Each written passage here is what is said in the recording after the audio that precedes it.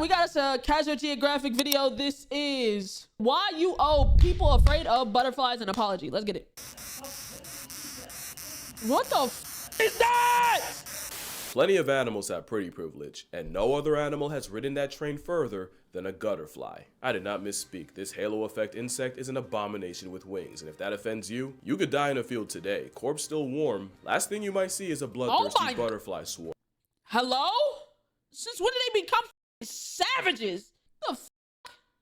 Many butterflies drink blood, among other things. Butterflies will do this thing called mud puddling, and essentially, it's using that built-in straw called a proboscis to suck the juices out of organic matter to farm free nutrients. Trench flies usually get it out the mud, but they'll also suck on rotting plants, feces, and dead bodies. You don't even have to die. If you pull over to the side of the road to relieve yourself and come back hours later, you may find a flutter of fiends feeding on your urine. See, now you thought they just used flowers as fuel, and that is true. The problem is just a diet of sugar water would leave butterflies without key minerals they need. One of those minerals is sodium, and they'll go to extreme lengths to secure it, even irritating the eyes of reptiles to drink. I know.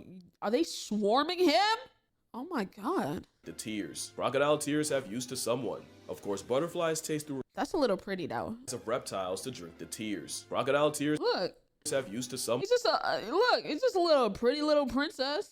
Like, is that not a bad bitch? That's a bad bitch right there. Now that we know what's going on and the butterflies are actually like really sick in the fucking head, you know, it's different. But still, even like, you know, what little knowledge, it's like, slay, bitch, right? Slay. I would definitely smash. That nigga need Jesus. Of course, butterflies taste through receptors on their feet, so one landing on you doesn't make you a Disney princess. It makes you a sodium. You know what actually threw me off? Shout out to Keke Palmer. What actually threw me off about butterflies is learning that they fucking pee. Apparently, Keke Palmer did a set with a bunch of butterflies and was like, and like, you know, they was feeding them Gatorade so they can be like flustered a little bit, you know what I'm saying, and get hype and move around. So they kept overfeeding them Gatorade. And Keke said she didn't know what was getting on her. But the people's like, oh yeah, it's just a little bit of butterfly pee. So if a butterfly ever land on you and it's wet, it's pissed.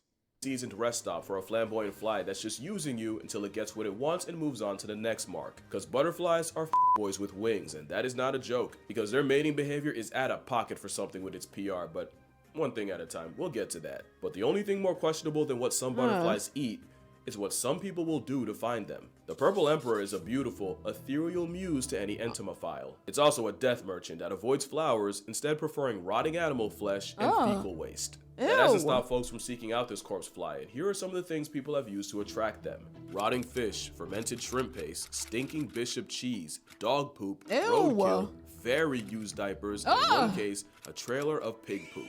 But according to longtime enthusiasts, one of the biggest turn-ons for a purple emperor is urine-soaked fox poop. I don't think that's a coincidence, because that's real freaky. That's beyond. Not the scat. They like the scat play and the pee play together. These Dubai ass butterflies, bro. They gonna shit right on your fucking chest. I'm sorry. Not only are butterflies fine to mine for liquid gold, science says they might prefer the pee of carnivores, specifically mountain lions, to that of humans or cows.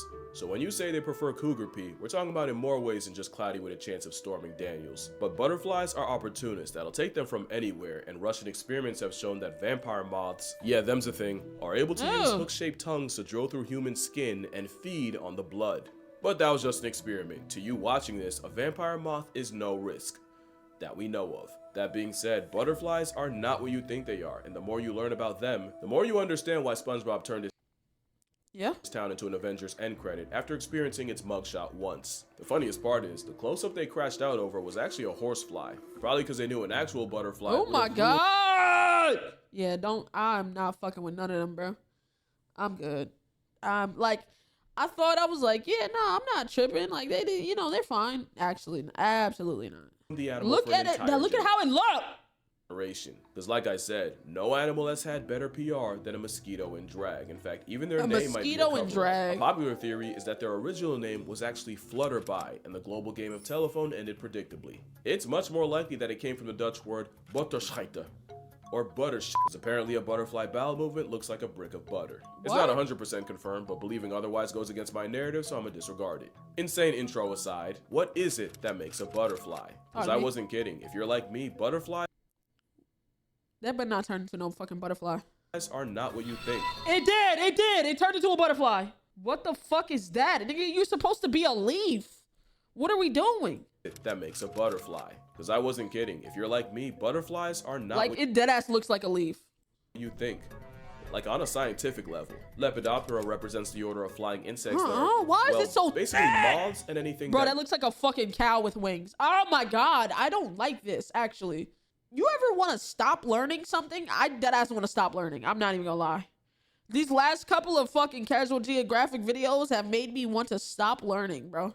looks like a moth. Butterflies are a relatively small superfamily that's less than 10% of the Lepidoptera party, with a small contribution of at most 20,000 species. Everything else is a moth. They go to war, moths clear. There are also skippers, which are technically butterflies, but were such an out-of-character butterfly that science thought it was its own thing. Long story short, it's a butterfly that heavily borrows from the moth's playbook, especially when it comes to flying. Which gets straight up confusing when you realize there's an animal called a moth butterfly that skippers have nothing to do with. What? But basically, American moth butterflies are that weird, only ever see during the holidays type of family of butterfly that were so weird and mothy, it kept them from the butterfly function until recently. Boring high school sciencey stuff aside, it's a moth's world. Butterflies are just a small part of it. I say that because there will be mentions of moths in this video, and I just know I'd get my Lepidoptera pass checked if I didn't make that clear. Because there's a lot of evolutionary headassery going on with moths, and I'm not about to leave it out. What the fuck is that? Stop showing me this. On a technicality. So yeah, butterflies are not what you think, even in an artistic sense. That butterfly's dead. If I ask you all to draw a butterfly, chances are 95% of you would draw this. Yep. And you would be illustrating a corpse. For some reason, butterflies are often drawn the same way dead ones are pinned and displayed by those who collect them. We basically did a blobfish to the butterfly and immortalized their death pose. A butterfly might hit this pose at some point in its natural life, but most times a butterfly looking like this isn't. But it was. My condolences to anyone watching this and realizing they have a dead winger tattooed on them. So while we did do butterflies dirty there, butterflies don't need help doing that themselves with the things they eat, and that really starts as caterpillars. As you know, butterflies have many forms, and the caterpillar's job is to eat as much as physically possible. Caterpillars have the type of greed they warn you about in the Bible. No other animal reaches such biblical levels of gluttony. A caterpillar can eat 200 times its birth weight in the first 2 weeks, which can become 1,000 times its weight in only 2 months. Now those numbers probably don't hit as hard as a North American silk moth. No animal alive eats more relative to body size than a marauding moth, which will eat 86,000 times its body weight in less than 2 months of life. To keep that same pace, your 7-pound baby would have to scarf 273 metric tons of mass or 601,861 pounds worth of Similac. Pot of greed. Caterpillars eating constantly does have a consequence, and is them being in a perpetual state of dropping bombs. The scientific name for caterpillar waste is frass, and these hedonists pile on the frass Hold on. Did this nigga just do a little drive-by shit? That nigga just did a drive-by dookie. A full, bro, he walking across the street, pooed. Yo. Hold on, no. The scientific name for look. caterpillar waste is frass, and these hedonists pile on the frass by the metric hecton. If you live in the area code of the gypsy moth, then you've likely woken up to the sound of heavy rain with no water, because it was actually the sound of caterpillars mass flooding folks with frass from above. To be fair, if you could get all your lifetime bathroom visits out the way in only a few weeks, hold on. Of heavy rain with no water, because it was they were peeing or pooping. You thought it was rain and you getting shitted on. Actually the sound of caterpillars mass flooding folks with frass from above. To be fair, if you could get all your lifetime bathroom visits out the way in only a few weeks, in that time the toilet would never not be attached to your cheeks. But another consequence of caterpillars unloading enough bricks to rebuild the city of Gotham, or Newark, is predators like wasps will track them down by following the brown brick road. So many caterpillars can ballistically launch their own fecal matter like a cannonball. The skipper caterpillar. Nigga just did a 360 trick shit. Oh my god. Bro, look at how, bro, did you see how far he launched his fucking dookie? So many caterpillars can ballistically launch Look. their own fecal. I ain't even shit that. I ain't even shit that. That wasn't even me. Matter like a cannonball. What the skipper fuck? caterpillar can shot put its own product up to 40 times its own body length, which is the equivalent of a man blowing it out the other end over 200 feet. Yo! Mind you, the world record for shot put is 77. Caterpillars shoot the shit, but ain't no back talk, and the chances a habitual slinger shoots one into your mouth is low. Science won't let it be zero. But they don't always shoot it. Only because caterpillars will also use their poop to manipulate the very plants they eat. Plants don't just get munched on all day and just take it. They'll produce chemicals to repel plant predators like caterpillars. Not only that, but those chemicals are like a cry for help, where one plant being eaten can warn others with its aromatic alarm bell. The catch is, they can only react to one threat at once, and the armyworm caterpillar exploits this by dropping deuces that tricks the plant into thinking it's being attacked by a fungal infection. The plant can only deal with one problem at a time, and while it's crashing out trying to fight a fungus that isn't there, the armyworm has free reign to eat it along with any other plant taking a cue from it. That's diabolical. The plant's get back is devious. Some plants can release a chemical that turns caterpillars into cannibals. What? Apparently, methyl jasmonate is such an insult to a caterpillar's palate that when plants would produce it as a defense, the caterpillars decided they'd rather eat each other instead. Simply not eating is not an option, and the moment a plant becomes less palatable is the moment you see a bunch of sandworms start ripping into each other. Oh my Although in the plant's God. defense, caterpillars don't need much to turn on each other, and the moment caterpillars realize there isn't enough milkweed to go around, they'll start aggressively headbutting each other to steal food. So caterpillars don't always choose violence, unless it's food. Then the bulkworm's ready for war. But the reason the hungry caterpillar is more of a curse than a kid's book is because they'll need all that energy for metamorphosis. And if the endgame of that wasn't a butterfly, we'd probably look at the whole process differently. You know it starts when hell freezes over and the caterpillar does something wildly out of character. It stops eating. If you keep watching, you'll witness the caterpillar split its skin and then pull its flesh suit down and then writhe around like a foot trying to emancipate itself from a gym sock until the skin suit falls and reveals a gooey casing called the chrysalis. So a quick rundown. Damn, The chrysalis is the shell booger the switch up happens in. Pupa. I remember they used to teach us all of this shit like third grade or fourth grade. Did y'all ever have that like butterfly enclosure in y'all classes where they would like bring the butterflies, like they would have like a little thing and let y'all watch the process of a butterfly? Why the fuck did they teach us that? Like, we never learned that much about any other animal, but we learned a lot about butterflies in fucking elementary. Usually refers to the life stage this happens in, and the cocoon you may remember hearing about are the silk cases many moths will make as a chrysalis substitute. Some moths don't cocoon, but no butterfly does. Now, the process of metamorphosis is beautiful and has also been associated with rebirth. It might be associated with something else if nature removed the modesty chamber and let you see what actually happens. Inside the chrysalis, the caterpillar releases enzymes to dissolve its tissues, basically digesting itself into almost soup. If you cut the chrysalis, a mess of caterpillar slushy would spill out. The only things that don't turn into Shrek Fest are imaginal discs, and what they are basically whatever they need to be. They're like the blueprint to their adult life, with discs for every butterfly body part like wings, eyes, antennae, and they lay dormant in the constantly eating caterpillar like a sleeper cell. The only thing stopping it from activating is the juvenile hormone in the caterpillar, and the same way neutering neophytes kept castrato sounding young, the hormone Peter Pans the caterpillar and keeps them young so they can keep eating like nature's favorite feed. Once the hormone drops, the caterpillar pupates, and those sleeper cell imaginal discs use the protein-fueled former caterpillar to fuel rapid cell division. The process isn't one-to-one for every caterpillar, but that's pretty much the spark notes. Monarch butterflies occupy a chrysalis anywhere from 10 to 14 days. Some, like desert orange tips, will wait years, some say even close to a decade, for the right conditions to pop out. Another fact is that adult butterflies can remember part of their lives as caterpillars, even with their time as butterfly broth in between. Science shows that caterpillars conditioned to avoid certain— What the actual fuck is this? The fact that this is a caterpillar is actually insane. Smells through electrical shocks go on to show the same discernment as flying adults. I feel like that's way cooler than people give credit for, but it's also possible they do remember their past lives of greed, which might be why many moths don't have mouths altogether. Okay, that's a joke. Well, not the no mouth thing. The Luna moth is only alive for as long as its caterpillar past ate for. But the reason is because the same way a caterpillar's job is only to eat, once they can fly, their main priority is getting laid. Flutterbys have one job, and it's to mate, and some moths take the sentiment literally. Because a closed mouth won't get fed, but no mouth might get my bad. I mean her abdomen. You know Touching abdomens is how butterflies mate, and the process is much less innocent than you want to believe. Yeah, it's about that time.